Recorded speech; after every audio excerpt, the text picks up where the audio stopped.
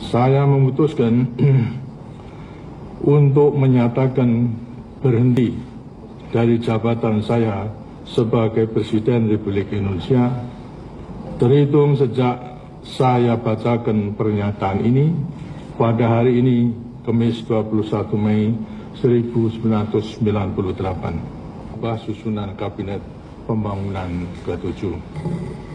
Untuk melaksanakan reformasi dengan cara yang sebaik-baiknya tadi, saya menilai maka Wakil Presiden Republik Indonesia, Profesor Dr. Insinyur B.J. Habibie, yang akan melanjutkan sisa waktu jabatan Presiden Mandataris MPR 1998-2003. Saya juga berangkat begitu. Malah mereka yang heran gitu dalam pengertian. Karena terus terang saja bahwa saya itu sebenarnya adalah keponakannya Putin. Siapa? Saya. Tapi saya harus melakukan itu. Iya. Nggak bisa. Kalau dia meneruskan lagi, ini berarti dia akan merusak perjalanan daripada proses ya. Bangsa ini menjadi suatu bangsa yang akan semakin matang di dalam kehidupan. Ya. Jadi pada waktu itu saya sampai istri saya pada waktu itu sampai marah. Udah dong, kamu kan dulu udah naikkan dia, kan udah dong, cara jangan. Saya bilang, justru karena saya dulu yang naikkan pada waktu 66, maka saya yang harus menurunkan. Dan saya yakin kalau saya yang minta dia turun, Pak Harto tidak akan marah. Sebab bukan mustahil bahwa dia bisa, kalau dia marah, ini akan terjadi perang saudara.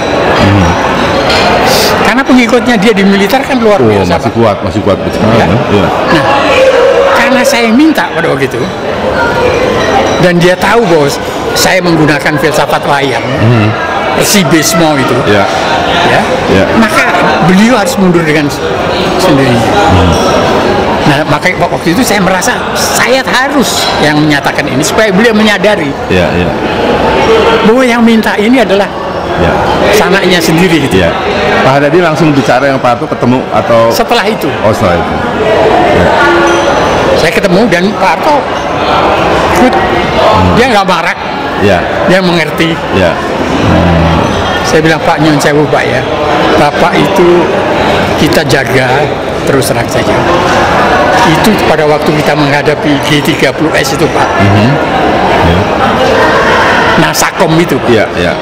Seandainya bukan Bapak pada waktu itu ya. Habis negara kita. Nah itu saya katakan itu. Tapi juga ada saatnya bahwa Bapak sudah meletakkan dasar dengan pelita-pelita itu. Tapi juga harus ada saatnya bahwa Bapak harus menyerahkan kepada yang lebih muda supaya bangsa ini bisa dibawa lebih maju lagi. Dan jangan ada seorang pemimpin itu merasa kemaruk terhadap kekuasaannya dia dan kedudukannya. Saya ngomong begini sama beliau, saya kan terus terang saya ngatakan, Bapak marah dengan saya?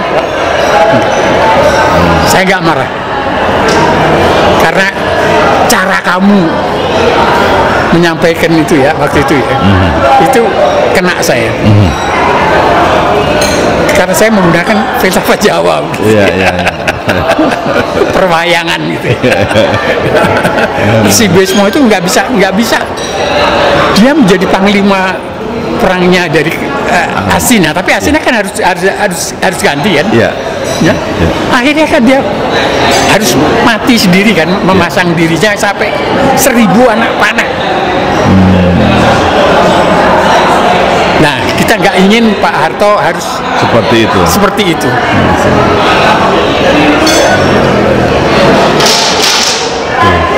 Beliau, saya katakan, Bapak ini seorang kesatria, tapi tidak usah kita mengikuti kayak Resi Besmo. Konyol. Betul. Padahal maksudnya baik kan, karena dia tidak bisa meninggal. Dia juga nggak bisa turun.